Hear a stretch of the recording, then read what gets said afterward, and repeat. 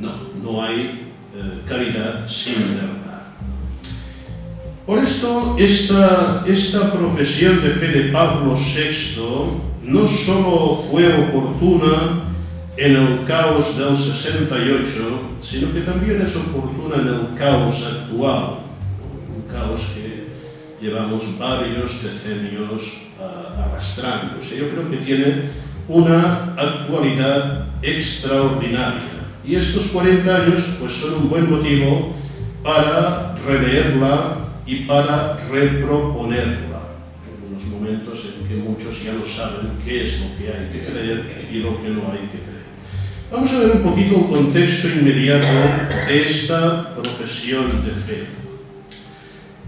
A finales del mes de junio del año pasado, el Papa Benedicto inauguró un año jubilar dedicado al apóstol Pablo, con ocasión del segundo milenio de su nacimiento. Hace 40 años, entre el 67 y el 68, el Papa Pablo VI hizo algo similar. Dedicó un año de celebración de los apóstoles Pedro y Pablo con ocasión del 19º aniversario de su martirio.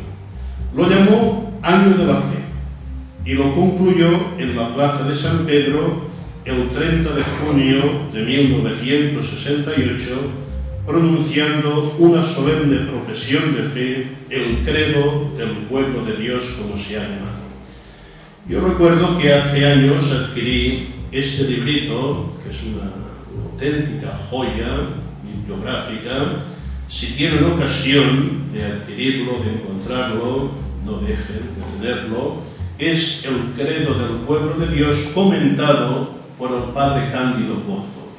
Es un comentario muy extenso, muy bien hecho, extraordinariamente bien hecho, y lástima que está agotado editorialmente. Digo esto porque evidentemente en mi conferencia de hoy solo podré decir 4 generalidades. Sería bueno pues, que luego se profundizara con este texto. El texto de este credo recalcó lo que se formuló en el Concilio de Nicea, que se recita en cada celebración de la misa, pero con importantes complementos y desarrollos. Pablo VI lo dice claramente. Dice, sin que mi profesión de fe sea una definición dogmática, repropone la fe de Nicea. Por tanto, la fe de Nicea sí es una formulación dogmática de primer orden y, por tanto, este credo es una actualización de la fe de Nicea.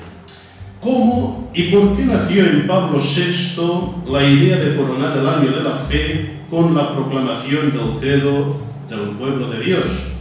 Y podríamos preguntarnos, ¿y cómo se elaboró, cómo se redactó este credo? La respuesta a estas dos preguntas está en un libro que se publicará pronto en Francia y que es el 6º volumen de la correspondencia entre el teólogo y cardenal suizo Charles Journet y el filósofo francés Jacques Maritain.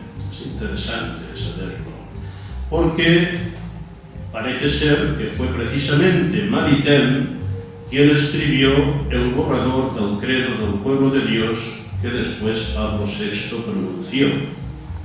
En el libro que saldrá próximamente se publican los textos uno junto al otro para ver que hay pocas variaciones. Vamos a ver un poquito también todo esto porque es interesante.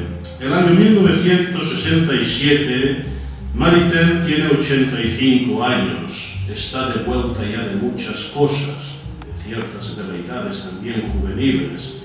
Vive en Tolosa, entre los hermanitos de Charles de Foucault, y acaba de publicar otro libro que para mí es extraordinario, Le Paysan de la Baronne, el campesino del Garona, una crítica muy fuerte a ciertas actuaciones posconciliares. Él habla de una iglesia posconciliar arrodillada ante el mundo, una expresión muy fuerte, pero que responde a muchas cosas de aquel momento. Es otra de las obras que yo sugiero leer, porque es muy, muy interesante. El campesino del Garona. Es un canto al sentido común y a la fe católica. El cardenal Journet escribe a Maritain que se va a reunir pronto con el Papa en Roma. Ni uno ni el otro saben que Pablo VI tiene la intención de iniciar el año de la fe, pero Maritain responde a Journet confiándole que desde hace algunos días me ha venido a la mente una idea, y la describe así: que el soberano pontífice redacte una profesión de fe completa y detallada en la cual sea explícito todo lo que está realmente contenido en el símbolo de Nicea. Esta será, en la historia de la Iglesia, la profesión de fe de Pablo VI. Esta es la intuición que tiene Maritain. Sin que Maritain se lo haya pedido, Journet fotocopia la carta del filósofo y se la entrega al Papa cuando se reúne con él el 18 de enero. En aquella ocasión, Pablo VI pide al teólogo un juicio sobre el estado de salud de la Iglesia. Journet responde trágico. Tanto él como el Papa están impresionados por la publicación ocurrida el año anterior en Holanda, con la bendición de los obispos, de un nuevo catecismo, nada menos que con el objetivo de sustituir dentro de la Iglesia una ortodoxia por otra, una ortodoxia moderna por la ortodoxia tradicional. Así se expresaba la comisión cardenalicia instituida por Pablo VI para examinar aquel catecismo y de que Journet formaba parte. O sea, el trasfondo del catecismo holandés, de toda la controversia, están también en este contexto inmediato. El 22 de febrero de 1967, Pablo VI inaugura el año de la fe y 2 días después Maritain anota en su diario: ¿es acaso la preparación para una profesión de fe que él mismo proclamará? El mismo año, del 29 de septiembre al 29 de octubre, se reúne en Roma el primer sínodo de los obispos. El informe final de la comisión doctrinal somete al Papa la propuesta de una declaración sobre los puntos esenciales de la fe. Ahora, aquí nos encontramos en toda esta tempestad que se produjo en el posconcilio. Yo quisiera también citar algunas palabras del Papa Benedicto sobre el posconcilio, para entenderlo. Decía el Papa Benedicto: los tiempos de un posconcilio casi siempre son muy difíciles. Después del gran concilio de Nicea, que para nosotros es realmente el fundamento de nuestra fe, pues de hecho profesamos la fe formulada en Nicea, no se produjo una reconciliación y unidad como esperaba Constantino, promotor de este gran concilio, sino una situación realmente caótica, en la que todos luchaban contra todos. Y el Papa Benedicto compara esta situación con lo que escribe San Basilio en su libro sobre el Espíritu Santo, en concreto el capítulo 20.